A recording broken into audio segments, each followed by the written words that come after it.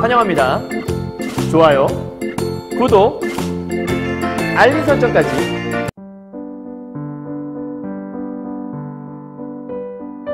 안녕하세요. 경화여고 1학년 학생 여러분, 그리고 전국에서 EBS 올림포스 국어로 비문학을 공부하시는 학생 여러분 만나서 반갑습니다. 선생님은 세계 최강 국어쌤 조인수 선생님입니다.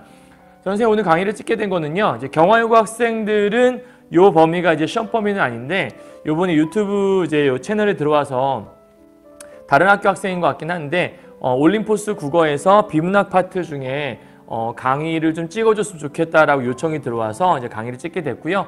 혹시라도 요 범위가 오늘 이제 티넨의 고립부 이론이라는 이제 글에 대해서 공부를 할 건데, 요 범위가 시험 범위에 들어가시는 분들은 이 강의 통해서 조금이나마 도움이 되었으면 좋겠네요. 비문학은 문학과 달리 또 이제 공부하는 법이 따로 있으니까 요거에 맞춰서 공부를 한번 해보셔도 나쁘지 않을 것 같아요. 한번 가볼게요. 자, 오늘의 제목은 티넨의 고립국 이론이라는 이제 글의 제목을 갖고 있는 이제 비문학. 우리가 이제 요즘은 이제 독서글이라고 하죠. 그래서 문학 같은 경우에는 문학 개념에 의거해서 뭐 시 같은 경우에는 화자, 상황, 정서, 태도를 찾고 뭐 표현 기법 같은 걸 찾는 거지만, 독서 같은 경우에는 사실 확인 문제라든지 이제 글에 대해서 어떤 추론하는 글의 정보를 읽어내는 것들이 이제 포인트니까, 뭐 예를 들면 사실적 읽기도 있을 수 있겠고, 뭐 비판적 읽기도 읽을 수 있겠고, 뭐 추론적 사고, 이런 것들을 요구하는 게 바로 이제 독서에서 요구하는 출제 포인트라고 보시면 돼요. 자, 그러면 이 글을 읽을 때 제일 중요한 게 뭐냐? 독서글은 기본적으로 본문을 이해하고 있어야 문제를 풀 수가 있어요. 그래서 글을 읽으면서 내가 이해를 못했다 그러면 시험 문제, 만약에 이 시험 범위에 들어간다면 이 글을 잘 이해하시고 문제를 푸시는 게 이제 중요합니다. 그래서 혹시라도 이해 못한 부분이 있다면 강의를 들으시고, 아, 이 부분이 그런 내용이었구나 라고 이해하시면 되고요. 좀 쉽게 더 설명을 드리면, 글을 읽을 때 원인과 결과에 좀 중점을 두고 읽으셔도 좋을 것 같아요. 그러니까 이래서 이런 게 나타났구나. 그럼 이제 요 문단과 문단은 또 어떤 관계에 있는지 이런 것들을 파악해 가시면서 읽으시면 그게 어렵지 않을 거예요. 자, 한번 가보도록 할게요. 일단 티넨의 고립국 이론이라는 요 글을 읽을 때 요거부터 먼저 읽으시면 안 되고요. 먼저 문제부터 확인하고 들어오시는 게 내가 어떤 걸 읽어야 할지 좀 더 좋은 그런 글 읽기가 될 수 있거든요. 뭐 선생님들에 따라서 좀 다를 수 있겠지만, 선생님은 이제 학생들한테 이 독서를 가르칠 때 항상 먼저 문제를 좀 보고 들어와라. 그래야 내가 어떤 걸 읽어야 할지를 좀 알 수 있다라고 얘기하니까. 먼저 1번 문제 보시면 윗글에 대한 설명이 나와요. 이제 시 같은 경우에는 표현상 특징, 뭐 소설 같은 경우에는 뭐 전개 방식 같은 걸 물어볼 텐데, 이제 비문학, 독서 같은 경우에도 이렇게 글에 대한 설명을 물어보거든요. 간단한 체크만 해보세요. 서로 다른 두 이론을 통합했다. 그러면 1번이 맞으려면, 적절한 거 고르는 거니까 1번이 맞으려면 요 안에 이론이 2개 이상 나와야겠죠. 뭐 하나밖에 안 나왔다. 그러면 이게 답이 될 수 없겠네요. 두 번째, 이론이 변화하고 발전해온 과정을 통시적이란 말이 나오게 되면 제일 중요한 건 시간의 흐름을 여러분 생각하시면 돼요. 그러니까 통시라는 게 나왔다라는 건, 예를 들어서 조선시대 때 어떤 일이 있었고, 그다음 뭐 대한제국 때 어떤 일이 있었고, 최근에 이제 대한민국에 어떤 일이 있다. 이렇게 해서 시간의 흐름에 따라 얘기를 하는 걸 우리가 통시라고 하고요. 한 시대에 관련해서 얘기하는 걸 공시라고 하니까 참고에 알아두세요. 그다음에 세 번째, 구체적이고 다양한 사례. 그러니까 포인트는 예시를 들고 있냐라는 거고요. 네 번째는 다른 대상과 비교 대조니까 뭔가 글을 얘기할 때 어떠한 대상을 얘기하고 2개의 대상을 준 다음에 비교 대조하는지. 다섯 번째가 이론이 대두하게 된 배경. 그러니까 어떤 이론이 일단 나와야겠고요. 그 이론이 왜 생겼지에 대한 것이 나와 있으면 5번이 답이 될 수 있겠네요. 이해하셨죠? 그러니까 이거를 막 파헤치는 게 아니라 간단하게 줄 쳐가면서 요런 거 있었구나 체크하시고요. 다음 3번 문제 보시면 요 문제가 이제 기본적으로 독서 지문에 많이 나오는 문제인데, 흔히 말할 때 글의 일치, 불일치 문제라고 할 수 있는 사실 확인 문제라고 볼 수 있거든요. 선생님이 네모 쳐놓은 부분이 있고 줄친 부분이 있을 거예요. 자, 키워드 좀 찾아볼게요. 도시 인근의 농업지역에 도로가 개통된다면 입지지대에도 변화가 생긴다. 그러면 조건이 보이죠. 도로가 개통되면 입지지대. 그럼 글을 읽다가 뭐 그러니까 입지지대란 말 나온다거나 도로란 말 나오게 되면 체크해 보시면 될 것 같고요. 두 번째, 외부적 요인이 작용하지 않아야만 작물 재배 지역이 동심원으로 배열될 수 있다. 그럼 동심원 나왔을 때 얼마나 확인해 보시면 돼요. 세 번째, 목재가 주 에너지원이 아닌 현재는 그럼 목재가 에너지원이다 하는 부분이 어딘가 있을 거거든요. 거기 읽을 때 와서 이걸 확인해 보시면 되고 임업이라는 단어도 마찬가지겠죠. 네 번째요. 농부가 이윤을 극대화하기 위해서 가장 중요한 것은 생산비 줄이는 거. 그러면 이윤과 생산비가 어딘가 나온다는 얘기니까 체크해 보시고요. 다섯 번째, 도시 인근에서 농업에 종사하려는 사람들은 운송비에 따른 입지지대를 면밀하게. 그러면 입지지대란 말이 반복되는 거 보니까 이 글 속에서는 입지지대가 좀 중요한가 보다 정도 체크하시고 바로 글에 들어가서 보시면 될 것 같아요. 자, 독서 지문은 그냥 읽으시면 안 돼요. 오른쪽에 메모를 해가시면서 읽으시는 게 제일 중요한 거니까 사람은 이제 기억력이 한계가 있기 때문에 머릿속에 담기 힘들어요. 물론 공부를 잘하는 친구들이나 뭐 최상위권 친구들은 머릿속에 정리를 해가면서 읽을 수 있겠죠. 그런데 선생님이 강의는 기본적으로 중위권이나 중하위권 아이들, 좀 이렇게 공부를 좀 버거워하는 친구들에 맞춰서 강의를 하고 있으니까 혹시라도 힘든 친구들은 이런 방법들 한번 택해 보셔도 나쁘지 않을 것 같아요. 이제 가볼게요. 선생님이 독서 지문 강의할 때마다 늘상 포인트 잡아드리는데 이게 뭐냐면 문제를 풀 때는 이런 걸 할 시간이 없지만 문제를 다 풀고 이제 여러분이 공부를 하는 시간이니까 뭐 중간고사나 기말고사 이 글이 나온다고 가져간다면 요 포인트를 이 글을 읽었을 때 파악해낼 수 있어야 된다. 그러니까 이렇게 5가지 잡아드리면 이 글 속에 도시와 농촌의 관계가 나와요. 그걸 체크해 보시고요. 두 번째, 튀넨의 고립국 이론의 특징이 나오거든요. 그게 어디일까 생각해 보시고 세 번째, 입지지대와 거리의 관계가 글 속에 나오거든요. 네 번째는 튀넨의 토지 이용 모형이라는 게 어딘가 나와요. 그것도 체크해 보시고 다섯 번째, 고립국 이론에서 임업을 어떻게 보고 있는지 주 5가지를 글을 다 읽은 다음에 말할 수 있다면 여러분 글을 되게 잘 읽어내신 거예요. 단순하게 문제를 풀었다 이게 아니라 문제 푸는 건 중요하지 않아요. 아니 중요하긴 하지만 문제를 풀었다고 해서 이 문제가 그대로 중간고사나 기말고사 나오진 않을 거 아니에요. 그러니까 이 글은 활용될 수 있겠지만 그렇다면 이 글 속에서 어떤 내용의 핵심일까 그걸 포인트 잡아서 읽어내는 게 중요하니까 아직 글을 안 읽었다면 잠깐 스탑 해놓으시고 글을 읽고 그 다음에 오셔서 이 글을 보셔야 됩니다. 아시겠죠? 다 읽었다면 시작해 볼게요. 가겠습니다. 자, 튀넨의 고립국 이론이고요. 독서 지문 공부할 때 제일 먼저 할 거 단락별로 번호 붙이세요. 단락별로 끊어서 읽어야 되니까 단락별로 번호를 붙이는 이유는 각 단락마다 선생님이 소주제를 하나 잡아드릴 거예요. 이거는 올림포스 국어 규정에 없는 건 선생님이 이제 잡아놓은 건데 여러분은 나름대로 그러니까 이 단락의 주제가 뭘까를 여러분 적어볼 수 있다면 굉장히 글을 잘 읽은 거거든요. 근데 이거는 뭐 되게 멋있게 쓰려고 하지 않아도 돼요. 그냥 키워드만 적어도 되는 거니까 이제 선생님이 하는 방법 보시고 이렇게 한번 따라해 보시면 좋을 것 같아요. 자, 도시에서는 재화와 서비스를 주변 지역에 제공하는 대신에 보세요. 도시에서는 이런 일을 한대요. 그런데 도시 주변의 농촌 지역에서는 항상 독서 지문 읽을 때 의미 단위로 끊어 읽으면 좀 더 좋거든요. 보세요. 도시에서는 이런 것들을 하는 대신에 도시 주변의 농촌에서는 농산물을 생산하여 도시에 살고 사람들에게 공급한다. 됐죠? 그러면 잠깐 메모해 보면 지금 현재 도시라는 공간이 나왔고 그다음에 농촌이 나왔어요. 그런데 이 도시와 농촌이 서로 주고받는 게 다른 거를 방금 발견했죠. 그죠? 자, 도시 같은 경우에 지금 뭘 줬냐면 도시는 재화와 서비스, 그러니까 도시는 농촌에게 재화와 서비스를 준다라고 얘기했고 이 농촌은 농산물을 생산해서 했으니까 농촌은 도시에게 농산물을 생산해서 공급하고 있구나. 그러니까 도시와 농촌 서로 주고받는 상부상조 기능을 하고 있는 것 같아요. 그죠? 그러니까 서로 돕는 관계 속에 있는 것 같죠? 자, 농촌 지역에서 농산물을 재배하여 도시에 공급할 때 방금 요 단계 얘기하는 거죠. 모든 농부들은 도시에 인접한 지역에서 그렇죠. 대부분의 농부들은 일단 좀 가까운 곳에서 농사 짓기를 좋아하겠죠. 왜요? 가까운 곳에 있어야 뭐 교통비 같은 거 들이지 않고 빨리빨리 넘길 수 있으니까 인접한 지역에서 농산물을 재배하여 손쉽게 도시에 공급하기를 원할 것이다. 대부분 그럴 거예요. 만약 조건이네요. 항상 중요한 건데 조건 내지 가정이라고 하는데요. 항상 글을 읽다가 조건이나 가정이 나오면 그게 글쓴이가 하고 싶은 말이에요. 자, 만약 농부들이 모두 도시 주변의 농토에서 농산물을 재배하기를 원할 때 그러니까 모두가 가까이서 재배하기를 원하겠죠. 그래야 교통비도 적게 들고 돈을 최대한 적게 들이면서 많은 돈을 벌 수 있을 테니까 어떤 일이 일어날까? 도시에 인접한 토지는 제한되어 있기 때문에 그렇죠. 제일 중요한 포인트가 뭐냐면 이 농촌에서 원하는 것들은 아마 이런 걸 거예요. 전부 다 인접 지역을 원할 거예요. 그죠? 인접 지역을 원할 텐데 요거를 원추하겠죠.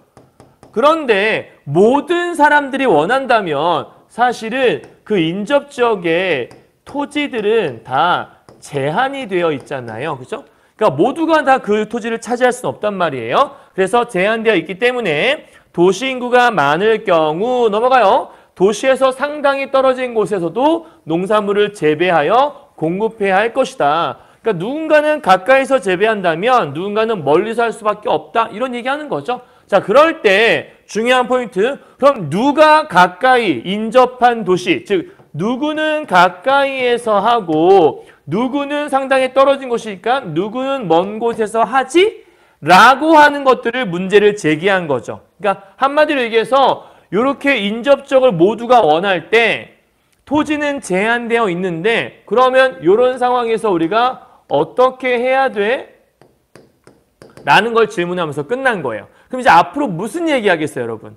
아, 토지가 제한되어 있으니까 제한된 것 속에서 뭔가는 가까이에서 재배하고 뭔가는 멀리서 하면 되겠다. 이걸 이제 공정하게 분배하는 작업, 토지를 배분하는 작업이 좀 필요하겠죠. 그러니까 1문단의 주제는 도시와 농촌의 관계를 일단 설명을 했고요. 두 번째, 토지를 어떻게 공급할 것인가, 토지 공급에 대한 문제를 제기하고 있는 거죠.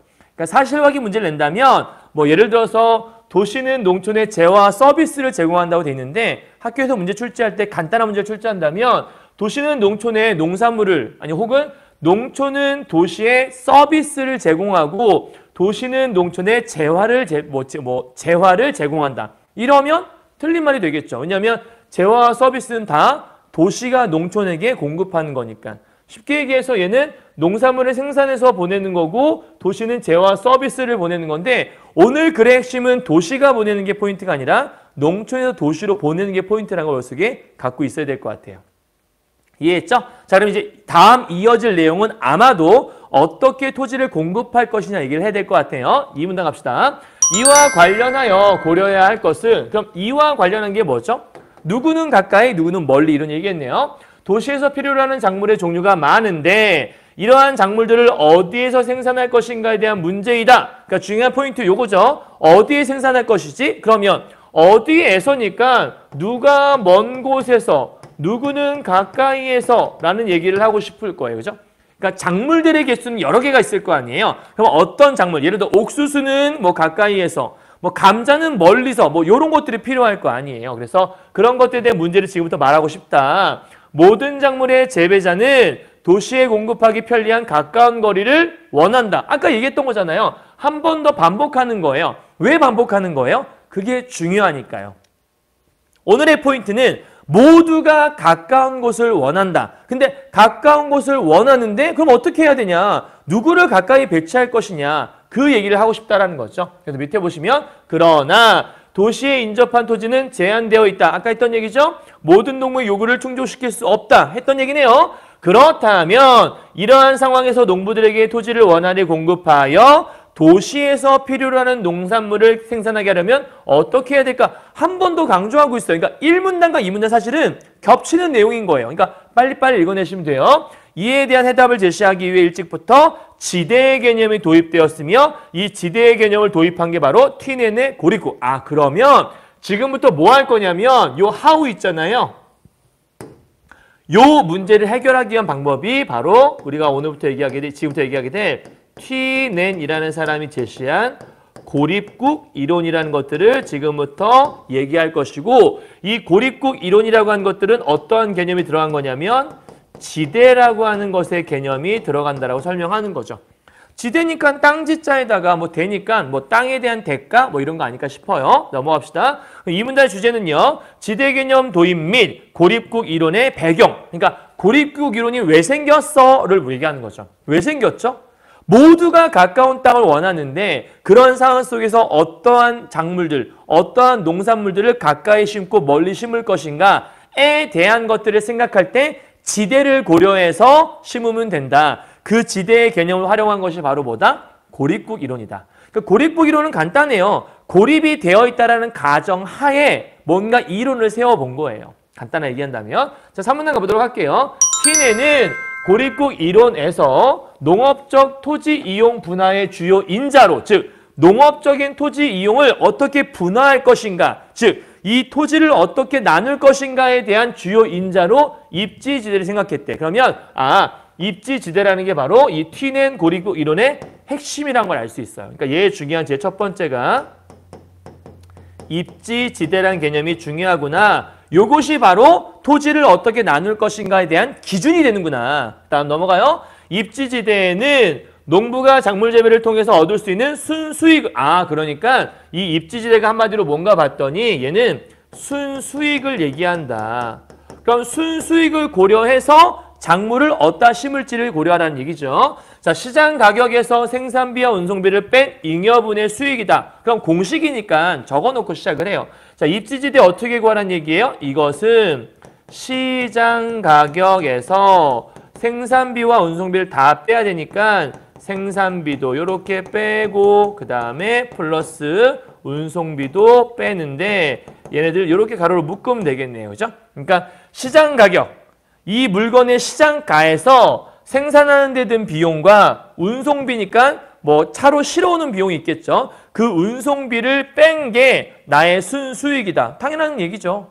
내가 판 돈에서 내가 든 비용을 빼야 순수익이 나올 거니까 당연한 얘기인 것 같아요. 자, 티넨에 따르면 단일 작물의 경우, 그럼 단일 작물의 경우에 쓰면 단일 작물이 아닌 경우가 있을 거야. 금방 어딘가에. 밑에 보니까 여러 작물 재배할 경우가 써 있네. 그럼 밑에다가 정리할 때 얘는 두 개를 고려를 해야 돼요. 하나는 단일 작물일 경우와 또 하나는 여러 작물일 경우를 나누어 생각을 해봐야 돼요. 자, 단일 작물의 경우 시장 가격과 생산비는 변하지 않고, 그럼 얘네는 중요하지 않네요. 운송비는 거리에 따라 증가하므로, 그럼 단일 작물에서 중요한 거는 뭐가 중요하냐면 운송비가 중요하다. 근데 운송비가 거리에 대해 증가하는 건 당연한 거죠. 멀리 가면 멀리 갈수록 운송비 많이 들 거니까. 그래서 입지지대는 중심시장으로부터 거리에 따라 감소한다. 그럼 얘들아, 거리에 따라 감소한다라는 건 입지지대와 거리가 어떤 관계에 있는 거죠?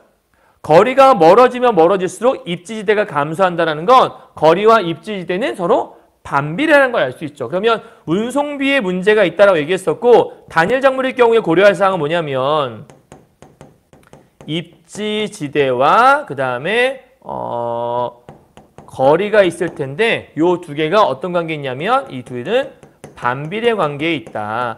그래서 거리가 커지면 입지지대는 작아질 수밖에 없는 거예요. 그러니까 요 두 개 사이는 반비례 관계라는 거 기억하셔야 돼요. 그 다음 밑에요. 일정 범위를 넘어서는 재배할 수가 없게 된다. 쉽게 말하면 거리에 따라 입지지대가 감소할 텐데 이 입지지대라고 하는 것들은 일종의 돈이잖아요. 돈. 왜냐하면 시장 가격에서 생산비와 운송비를 뺀 수익이니까 입지지대는 수익일 텐데 일정 범위를 넘어서서 재배할 수 없다는 얘기는 수익이 생기지 않는다는 걸 얘기하는 거겠죠.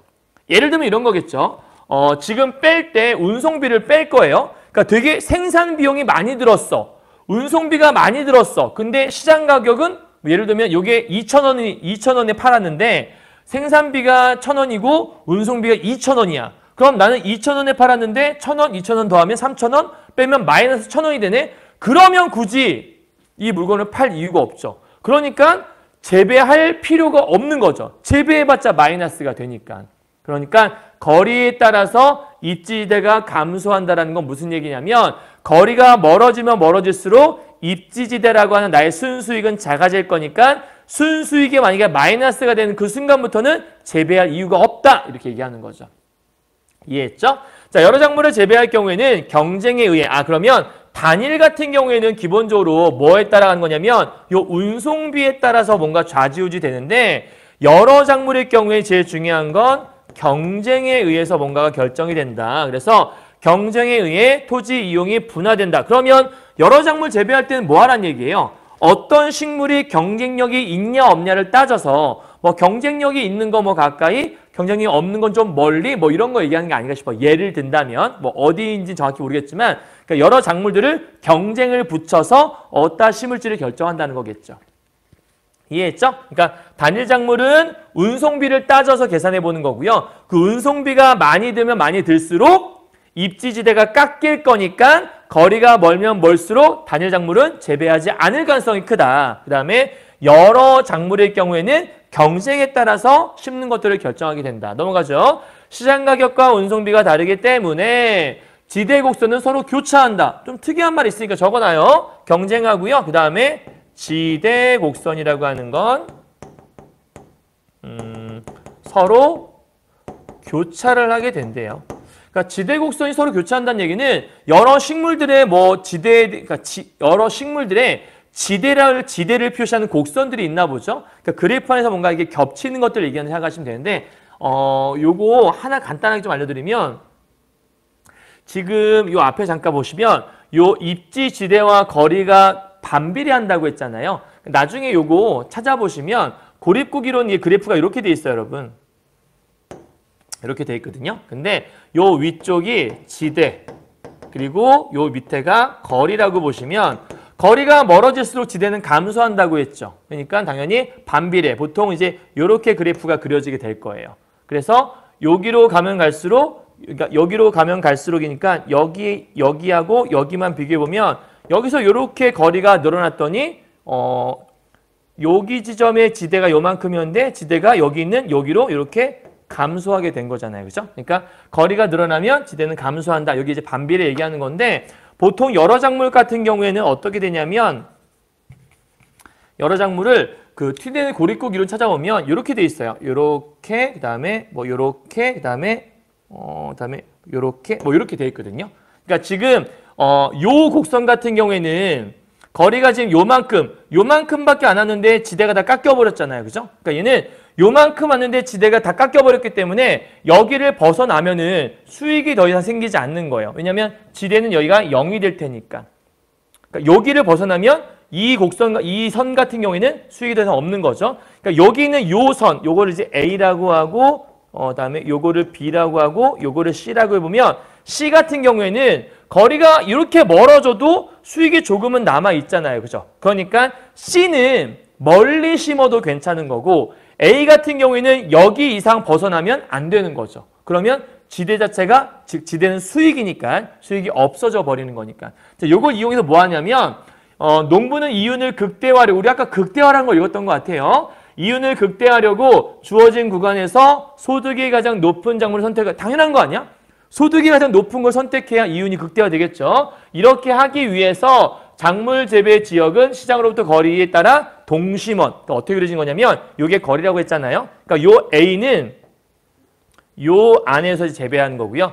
B는 요 안에서 재배를 하는 거고 C는 여기, 그러니까 요 안에서 재배를 한다. 뭐 이런 식으로 이제 그래프가 세워지는 거예요. 그러니까 동심원이 있고 이렇게 삼각이 이렇게 세워지, 동심원, 이렇게 그래프가 선다고 생각하시면 돼요. 그래서 동심원은 어떤 의미인지 알겠죠? 얘는 요 범주 내에서, 왜? 요 범주를 벗어나게 되면 수익이 지대가 0이 돼버리니까 요 안에서 뭔가 재배를 해야 된다. 그래서 거리에 따라서 지대가 많이 급격하게 깎이는 작물들이 있다면 이 작물들은 요 안에서만 재배를 하는 게 좋겠고, 그 다음에 C 같은 경우에는 거리가 멀어져도 지대가 깎이는 게 좀 적어지니까 얘는 좀 멀리 갈 수 있겠다. 그걸 나중에 연결해보면 이렇게 동심원을 이루게 된다라고 설명하는 거예요. 알겠어요? 조금 어려운 개념일 수 있는데 그냥 여기 나온 만큼만 이해하시려면 선생님이 얘기했던 것처럼 그냥 지대하고 거리는 서로 반비례 관계에 있구나. 거리가 멀어지면 멀어질수록, 즉 거리가 멀어지면 멀어질수록 운송비가 많이 나올수록 시장 가격에서 이걸 빼다 보면 남는 수익이 적을 수밖에 없으니까 너무 운송비가 많이 들면 재배를 안 하겠구나 정도만 이해하시면 될 것 같아요. 됐죠? 자, 정리하죠.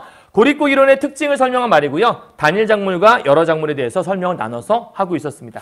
자, 이제 두 문단 남았으니까 간단히 빨리 정리하고 문제 풀어보도록 할게요. 자, 4문단 넘어갑시다. 자, 튀내는요, 이상적인 고립국의 내부 지역 토지 이용 패턴을 분석을 해봤다는 거예요. 그랬더니 중심도시 주변에 6개의 연속적인 동심원. 선생님은 좀 전에 동심원 3개 그렸잖아요. 그거 같은 게 6개를 그릴 수 있었다는 얘기인 거예요. 그 다음 이것들을 우리가 그러니까 토지 이용 모형이라는 게 바로 이 6개의 동심원을 그려낸 티넨이 주장했던 모형인가 봐요. 이게 가장 이상적인 토지 모형인가 보죠. 즉, 정리하네요. 요거 꼭 기억하세요. 독서지문 읽을 때 즉 나오면 앞에 말들을 한 번 더 정리해 주는 거예요. 그것만 기억하시면 돼요. 자, 중심 도시와 가까운 거리. 얘들아, 가까운 거리 나왔으면 어딘가 먼 거리도 있을 거예요. 찾아보면 그래요. 가장 가까운 거리에 있는 토지에서는 첫 번째, 상하기 쉽거나, 두 번째, 비싼 물건 같은 거, 세 번째, 무겁거나 부피가 커서 수송비가 비싸. 그럼 수송비가 비싸면 멀리 가면 더 많은 수송비가 들 거니까 물건을 생산해봤자 돈 다 까일 거 아니에요. 그러니까 이렇게 수송비가 많이 든다거나 혹은 비싼 물건이나 상하기가 쉬우면 가까이서 재배하는 게 당연한 거예요. 그죠? 가까운 거리, 그 다음에 거리가 멀어질수록 자본 투입을 크게 필요로 하지 않고 쉽게 말하면 돈 그렇게 많이 들지 않는 곳, 그죠? 그런 걸 얘기하는 거예요. 또한 넓은 토지를 필요로 하는 목축. 그러면 목축은 거리가 먼 곳에서 가능한 거구나. 그럼 이제 세 번째, 이 튀넨의 고립국 이론에 근거해서 뭐 했냐면 토지 이용 모형이라는 것들을 만들어냈는데 여기에 핵심 포인트가 이렇게 두 가지가 있었어요. 가까운 게 있고 그다음에 먼 게 있었는데 가까운 건 아까 보니까 뭔가 상하는 거, 그죠? 상하는 거, 그다음에 비싼 거 이런 것들은 전부 다 가까운 곳에서 하자고 했던 거고 그다음 먼 것들은 지금 보니까 넓은 토지를 필요로 하는 것. 지방에 가면 넓은 토지가 많을 거니까 그 다음에 목축이라는 것들이 여기서 한 것들이구나 정도 정리하시면 될 것 같아요. 하죠? 전반적으로 시장과 거리가 가까운 지역은 집약적인 이렇게 가까운 곳에서는 뭐 하냐면 집약이라고 하는 것들은 여기에 집중적으로 뭔가 한다는 거고요. 거리가 멀어짐에 따라 토지는 비집약적으로 여기는 좀 더 퍼져서 할 수 있다는 거니까 비집약적인 것들은 먼 것과 연결되는 말. 이 연결고리 키워드만 찾아보면 돼요. 자, 정리합시다. 튀넨이 제시한 토지 이용 모형의 특징에 써있네요. 이 토지 이용 모형의 특징은 총 6개의 동심원이라는 얘기 있었고 가까운 곳에는 이런 거 심어줘요. 먼 곳에는 이런 거 심어줘요 라는 거 있었으니까 사실 확인 문제 출제할 때 어떤 것들이 가까이 있는지만 헷갈리지 않으시면 돼요. 예를 들어 거리가 멀어질수록 비싼 것들을 재배한다? 그럼 땡이죠. 거리가 가까운 곳에서는 목축이 성행했다? 그럼 땡이죠. 이런 것들을 잘 체크하시면 된다는 얘기예요. 마지막 5분단입니다. 튀넨의 고립국 이론에서 특이한 것은 임업이. 자, 임업은 나무와 관련된 그 산업을 얘기하는 거예요. 숲을 임자 쓰는 거기 때문에. 그래서 임업이 도시 가까운 지역에서 임업은 가까운 지역이네. 아까 가까운 지역은 상하기 쉽고 비싼 거 얘기했었는데 여기 있는 요 가까운 곳에 의외로 여기다 쓸까요? 네 번째, 가까운 곳에서 뭐 재배하나 봤더니 임업이라는 것들을 했다라는 거예요. 아니 임업은 뭔데 가까운 데서 하는 거야? 이게 뭐 비싼 건가? 밑에 보죠.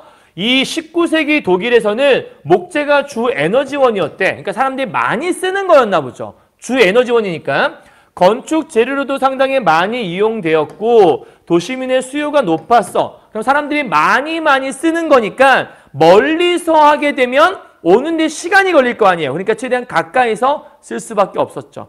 한마디로 얘기해서 지금은 어떤지 모르겠으나 19세기 독일에서는 목재가 사람들한테 많이 쓰였다라는 거예요. 그러니까 가까운 곳에서 재배했다. 그리고 단위 무게당 수송비가 비싼 편이었다. 나무 자체는 싼데 나무가 무겁잖아. 그러니까 이거를 운송해 오는데 돈이 많이 들었다는 얘기예요. 그러니까 운송비가 많이 들면 결국은 손해보는 거잖아요. 아까 생산비와 운송비 요거는 좀 싸게 한다 하더라도 요게 비싸면 문제가 있는 거잖아요. 그죠?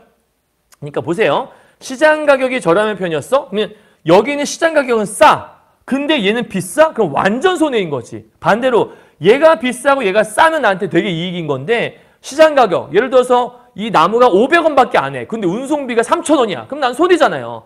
그러니까 운송비가 적게 들도록 거의 들지 않도록 가까이서 재배하는 게 제일 좋았다는 얘기를 하는 거겠죠. 그래서 수송비가 비싸. 이 수송비라는 게 운송비 얘기하는 거라 볼 수 있겠네요. 앞에서 얘기했던 말을 바꾸시면 될 것 같아요. 그래서 장거리 수송할 경우 시장 가격에서 수송비를 지불하고 나면 순소득이라 하면 요 입지지대잖아요. 이게 거의 없었기 때문에 가능한 한 수송비를 적게 지불할 수 있는 도시 가까운 지역에 입지하게 되었다. 이것이 바로 튀는의 고립국 이론에서 임업이라는 것을 여기 가까운 곳에 배치한 이유라고 볼 수 있어요. 그러니까 주제가 튀는의 고립국 이론에서 본 임업의 위치는 무엇이냐? 가까운 곳이라고 정리하시면 되겠네요.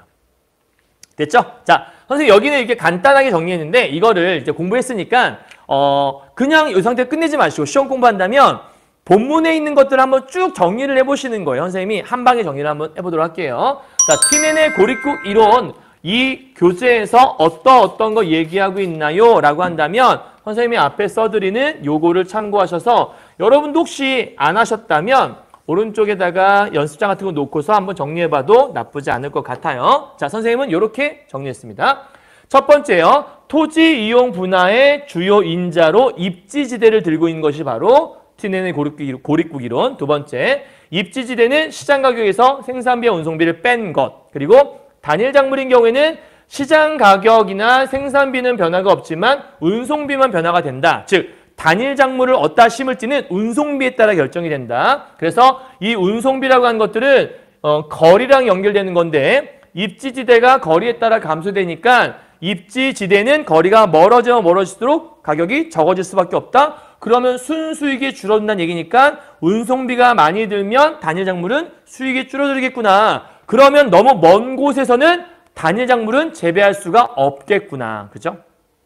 이해했죠? 그러니까 작물을 하나 재배할 거라면 최대한 가까이서 하라는 얘기인 거죠. 그런데 여러 작물을 재배할 경우에는 경쟁에 의해서 토지 이용을 분화해야 하는데 그때 이용하는 것은 지대 곡선 교차 가격과 운송비를 잘 고려해서 그 동심원을 그려가면서 뭐 어느 제품은 요 동심원 안에, 어느 제품은 좀 넓은 동심원 안에 이렇게 이제 재배를 하라는 거죠.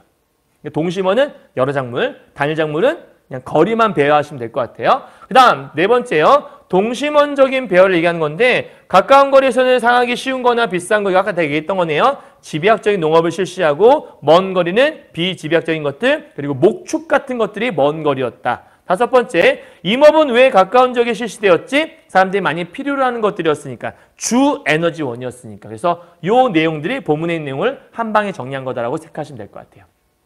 됐죠? 자, 요 정도 알고 있으면 이 문제, 여기에서 문제를 어떻게 출제해도 틀릴 수 없어요. 자, 문제 한번 가보도록 합시다. 갈게요. 문제 풀입니다. 1번. 윗글은 설명이에요. 결국은 튀넨의 고립국 이론 얘기한 거잖아요. 그러니까 서로 다른 두 이론 아니고요. 변화해온 과정을 시대순으로 본 것도 아니었어요. 그죠? 그 다음 세 번째. 사례에 대한 것들이 나왔나? 여기 사례가 막 있었나요, 여러분? 무슨 예시 들어 설명한 것도 없었죠. 그럼 네 번째. 다른 대상과 비교하고 대조한 것들, 다른 대상도 나오지 않았어요. 그냥 하나의 이론 얘기였으니까. 그럼 그 이론이 왜 등장했지? 토지는 제한되어 있는데 누구에게 분배할 것인가? 누굴 가까이, 누굴 멀리 할 것인가? 그러니까 배경 나왔었고 그다음에 구체적인 내용은 무엇인지 쫘라락 썼잖아요. 그죠? 답은 몇 번이에요? 5번이 될 수밖에 없겠네요. 이해했죠? 자, 2번 문제입니다. 요게 이제 여러분 만약에 학교에서 요 지문을 활용한다면 요 문제를 살짝 변형해서 출제할 수 있을 거예요. 이해만 하시면 돼요. 자, 고립국 내에서 A, B, C 작물. 그러면 단일 작물이에요? 여러 작물이에요? 여기는 여러 작물이에요. 여러 작물은 경쟁에 따라서 아까 동심원 생각하셔야 돼요. 알았죠? 자, 그래서 1kg 재배한다고 가정하자. 시장 가격, 생산비, 운송비. 우리 아까 요거 나올 때 시장 가격에서 생산비, 운송비 뺀 것이 바로 뭐였냐면 입지지대. 이것이 순수익이었네요. 요 상태에서 한번 빼볼까요, 여러분? 간단하게. 시장 가격에서 일단 지금 1kg당 요 운송비니까 1kg 거리에서 재배한다 가정을 하고 1kg 거리에서 요대로만 빼보면 3,000에서 550을 빼면 되는 거죠. 얘 빼고 얘 빼야 되는 거니까. 그러면 대략 한 550 빼는 거니까 A는 2,450 정도? 그죠? 여기 입지지대겠죠? 1kg 정도, 1kg 동심원 안에서 재배한다고 했을 때 얘는 2,300에서 얘는 두 개 빼버리면 320 빼는 거니까 2,000이고 아마 1,980 정도가 되겠네요. 여기는 이렇게 빼면 1,500에서 1,490. 그러면 제일 입지지대가 높은 건 A잖아요. 그죠? 그럼 입지지대가 높은 건 A니까 무슨 얘기하는 거예요, 여러분? 입지대가 높다라는 것들은 순수익이 높다는 얘기를 하는 거라 볼 수 있겠네요. 그죠? 입지대랑 순수익은 이게 제일 높구나라고 생각해 보시면 어렵지 않을 것 같아요.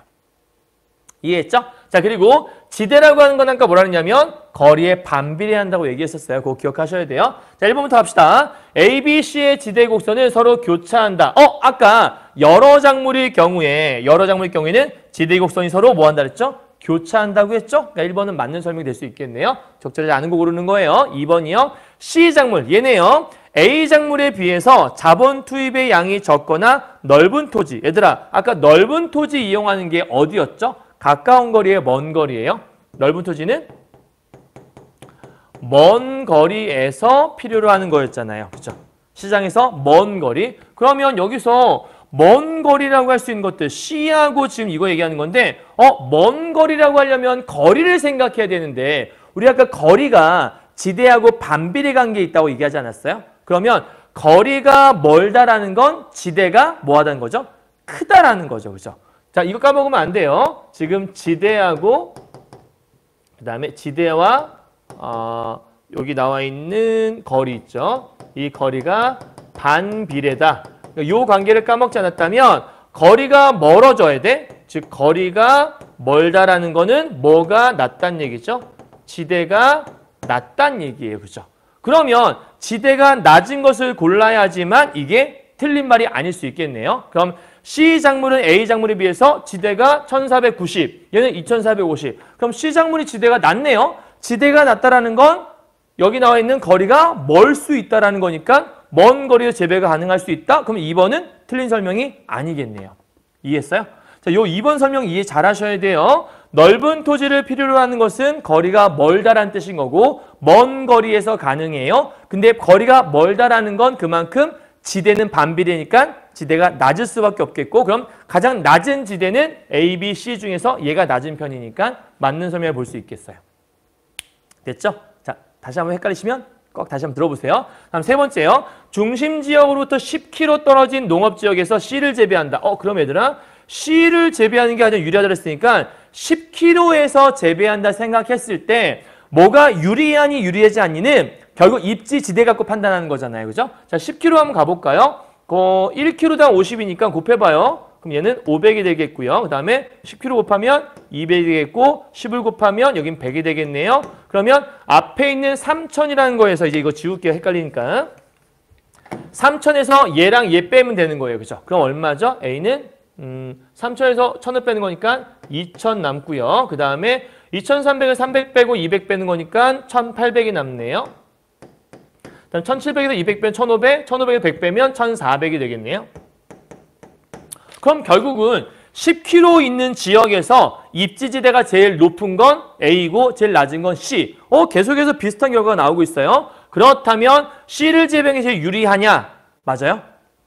입지지대가 제일 높은 게 순수익이 높은 거잖아요. 그러면 10km 지역에서는 뭘 재배하는 게 좋겠어요? 당연히 A를 재배해야죠. 왜? 지대가 높다는 건 순수익이 높다는 뜻인 거니까. 지대는 순수익. 그 순수익인 지대는 거리와 반비례. 이것만 까먹지 않으면 문제를 틀리지 않을 수 있어요. 답은 몇 번이에요? 3번인 거죠. 나중에 문제 출제 선생님들이 국어 선생님들이 출제하실 거기 때문에 이거를 경제 선생님이 아니라면 이 상태에서 숫자만 바꿀 가능성이 커요. 숫자를 바꾸거나 이 개념들만 조금씩 바꿔 출제하실 수 있으니까 그것만 넣지 않으시면 될 것 같아요. 됐나요? 그럼 답은 3번이겠고요. 4번 가죠. 중심 지역으로부터 50km 떨어졌대요. 다시 한번 지우고 계산해보죠. 이번엔 50km예요. 자, 그럼 50km를 떨어뜨려 보면 아까는 여기가 1km당이었으니까 10을 곱했었는데 10km였으니까 50을 한번 곱해볼까요? 그러면 얘는 50 곱하면 얼마죠? 50 곱하기 50이니까 2500이 되겠네요. 그 다음에 맞죠? 50이니까 5, 25. 그 다음에 50 곱하면 여기는 1000이 될 것 같고요. 그죠? 그 다음에 C 같은 경우에는 50을 곱하면 얼마가 되죠? 500이 되겠네요. 그러면 이제 여기서 3000에서 빼볼까요? 3000에서 얘를 빼보면 지대가 지금 얘는 2500이니까 0이 나오고 여기서 빼버리면 1400이니까 얘는 1000이 나올 것 같고요. 그죠? 그 다음에 여기도 200, 500이니까 700이면 얘 1000이네요. 그리고 얘는 2500, 500이니까 3000을 빼버리면 와, 여기는 지대가 0밖에 안 남아요. 그죠? 그렇다면 50km 떨어진 지역에 가게 되면 A 작물을 재배하게 되면 수익이 0이란 얘기예요. 입지지대가. 그럼 생산할 의미가 없어지죠. 그런데 B와 C는 똑같이 1,000원이니까 얘네들은 같은 입지지대를 갖고 있다. 그러면 같이 형성돼도 되겠네요. 그러니까 B와 C를 재배한 지역에 경계선이 형성될 것이다. 그렇죠. 여기서부터는 이제 B와 C를 같이 재배하게 되겠죠. 왜냐하면 입지지대가 똑같으니까. 됐나요? 그 다음에 5번이요. 중심지역으로부터 150km. 150km 곱해봐 얘들아. 곱하면 7,500이야 기본적으로. 150 곱하면 얼마야? 3,000이야. 150 곱하면 얼마야? 1,500이야. 그쵸? 그러면 1,500에다가 200 더하면 1,700. 여긴 이미 0인 거고 여기는 이미 마이너스잖아 전부 다. 그러면 뭐 하나 마나 아니야? A, B, C 전부 다. 그죠? 아까 얘기했지만 거리가 심하게 멀어지면 다 까이고 남는 게 없다. 그러니까 재배 안 하겠다. 그게 5번이 설명인 거니까 답은 아까 얘기했던 3번이 될 수밖에 없는 거죠. 이해했죠? 자, 3번 문제 갑시다. 자, 윗글을 읽고는 학생의 반응 적절하지 않은 것은 무엇입니까? 도시 인근의 농업지역에 도로가 개통된다면 얘들아 도로가 개통된다면 교통편이 편해진다는 얘기잖아요. 그러면 교통편이 편해지면 운송비가 어떻게 될까요? 차가 더 쉽게 왔다 갔다 할 수 있으니까 운송비가 줄어들겠죠. 그럼 운송비가 줄어든다는 것들은 입지지대 변화가 생긴다? 그렇죠. 입지지대에는 운송비 영향을 미치는 거니까. 맞네요. 2번이요. 외부적 요인이 작용하지 않아야만 동심원을 배열할 수 있다. 그렇죠. 동심원을 그린다는 건 다른 요소 고려하지 않고 딱 거리만 고려하는 거예요. 그렇죠? 세 번째요. 목재가 주 에너지원이 아닌 현재. 이게 이제 여러분 통제 변인이라고 하는 거예요. 어떤 걸 그릴 때는 반드시 딱 하나만 고려하는 거지 다른 변수가 다 고려하면 체크할 수 없어요. 그다음 세 번째. 목재가 주 에너지원이 아닌 현재는 19세기 독일은 목재가 주 에너지원이었는데 만약에 현재는 주 에너지원이 아니라고 한다면 임업이 이루어지지 않겠군. 그쵸? 필요가 없으니까 굳이 뭐하러. 맞는 말이네요. 4번이요. 농부가 이윤을 극대화하려면 생산비를 줄이는 것. 그렇네요. 생산비를 줄이면 시장 가격은 높아질 수 있으니까 그러면 극대화된다 볼 수 있겠네요. 맞아요? 맞아요? 여러분 이윤을 극대화하려면 생산비만 줄이면 돼요? 중요한 건 생산비와 운송비, 얘가 있잖아요, 얘가. 그러니까 얘만 줄이면 운송비는 엄청 많은데 생산비만 요렇게 줄이면 극대화 돼요? 안 되죠. 그래서 생산비와 운송비를 동시에 줄이는 게 중요한 거니까 답은 4번이 될 수밖에 없죠. 자, 5번이요. 도시내 농업에 종사하는 사람들은 입지지대를 면밀하게. 그렇죠. 입지지대란 순수익이니까 순수익을 고려해서 해야 되는 거죠. 오케이? 자, 마지막 4번 문제요. 기역인데요. 기역이 튀는 고립국 이론이에요. 지금 여기 설명한 것들. 1번. 입지지대는 거리가 멀수록 감소한다. 지대와 거리는 반비례니까. 오케이. 2번이요. 거리가 먼 지역일수록 집약적인 농업이 아까 거리가 먼 것은 집약 뭐야? 먼 거는 비집약인데 그럼 답은 바로 나왔네? 2번이네요. 그죠? 이해했죠? 자, 이런 식으로 문제 출제한다는 얘기예요. 그러니까 필기를 잘 하면서 메모를 잘 하시면서 보시면 전혀 문제가 어렵지 않다는 얘기죠. 세 번째, 여러 작물 재배할 때는 경쟁. 그렇죠. 아까 여러 작물은 경쟁. 4번, 입지지대는 순수익. 입지지대는 순수익. 5번, 작물 재배 지역은 동심원. 아까 동심원 배열했으니까 다 만점해 볼 수 있겠네요. 여기까지 정리 끝. 다 했습니다. 자, 고생했고요. 요 튀닌의 고립국 이론 좀 어렵게 느껴질 수 있지만 일단 한번 꼼꼼하게 읽어보시고 선생님 말한 것대로 잘 파악해 보시면 하나도 어렵지 않습니다. 그래서 고립돼 있다라는 거 이렇게 동심원 돼 있는 거 있죠? 동심원. 썸네일 어떻게 딸까? 이렇게 동심원 이렇게 딸까? 그래서 이렇게 동심원 돼 있는 것들 기억하시고 혹시라도 이해 안 가시는 부분도 있으면 다시 한번 이 댓글창에다가 댓글 달아주시면 좋을 것 같습니다. 부디 시험 잘 보시고요. 강의 찍어달라고 했던 학생은 부디 이 강의 듣고서 이번 국어에서 이 부분 나온다면 반드시 만점 받았으면 좋겠네요. 자, 고생하셨고 혹시 다른 학생들도 다른 강의에 필요한 게 있으면 언제든지 신청해 주세요. 자, 수고하셨습니다, 여러분. 안녕!